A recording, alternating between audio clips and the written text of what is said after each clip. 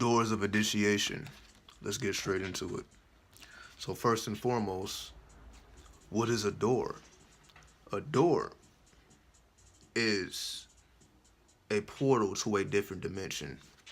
For example, if you were to wake up in dream time and you were to open a door, close it, and open it again, you may actually see something different the second time you open it. In the mind, the reason why we even create doors, because on a subconscious level, as we know, the subconscious mind projects reality outward. So when you see the symbol of a door, it automatically creates another reality on the other side, because that's what symbols do. They create realities. So the symbol of a door represents a portal to a different dimension.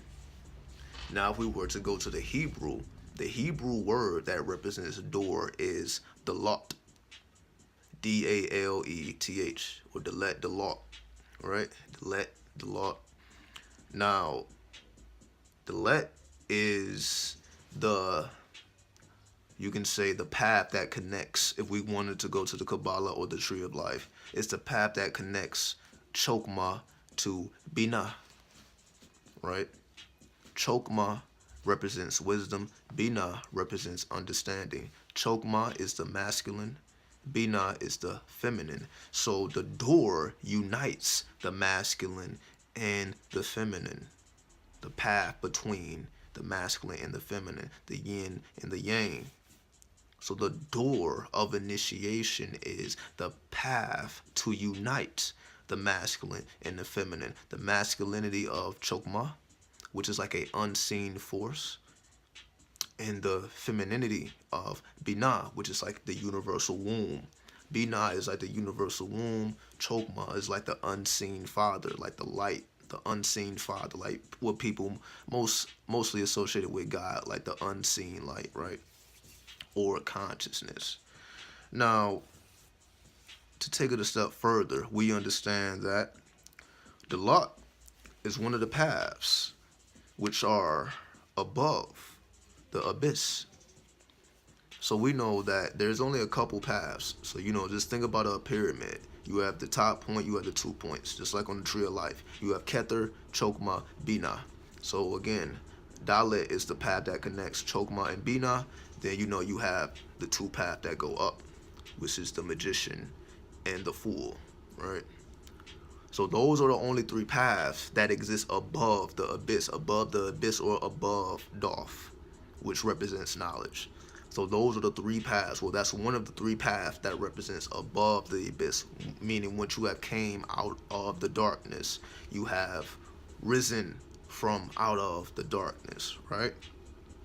Now, if we was to take it to the tarot, the card that represents the door or the dalet or the dalat is the Empress.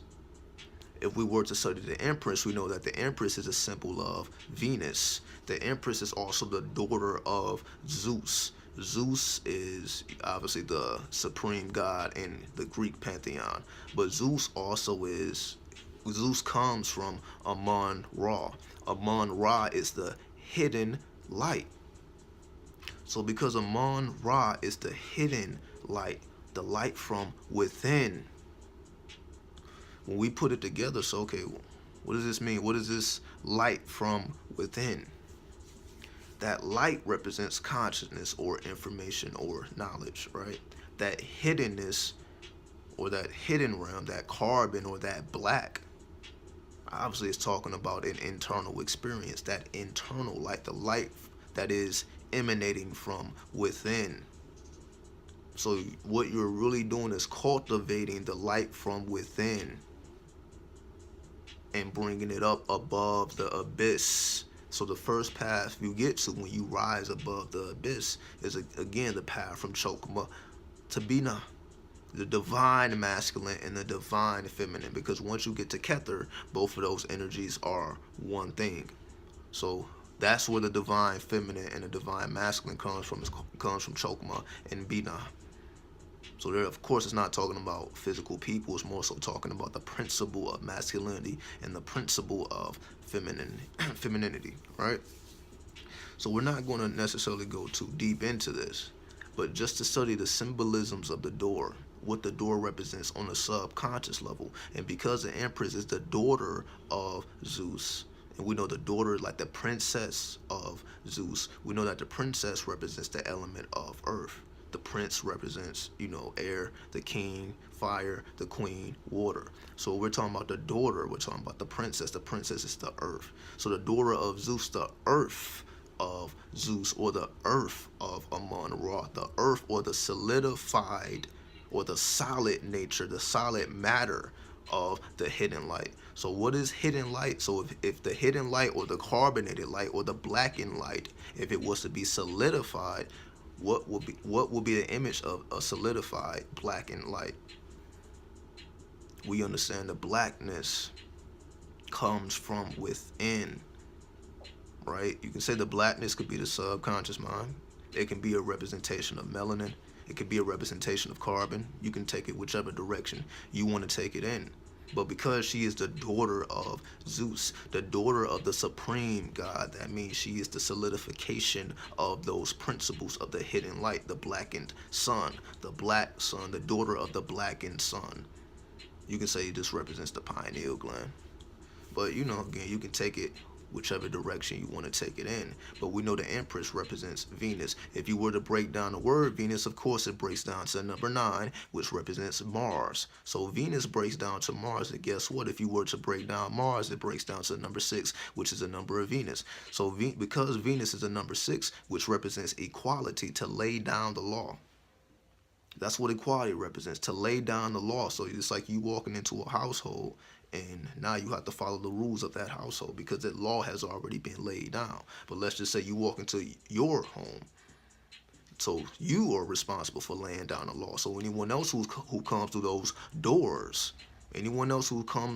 doors, are subjected to your equality because you are the founder. You have laid down the law. You have solidified that hidden light from within. So whatever type of reality you want reflected within those doors are based upon you. The laws and rules and regulations that you laid down, that comes from within you, based on what type of household you want to run, how you want to operate your body, how you want to operate your pineal gland, depending on which direction you want to go with that. So to wrap it all up, the doors of initiation. Well, the door means a portal. When you see a door, a different reality is generated on the other side by the subconscious mind, which represents the Dalet. Right? The door represents Dalet, which is the path between Chokmah and Binah, the divine masculine and the divine feminine, the path between the polarities. Right? The polar opposites. How can they fuse together?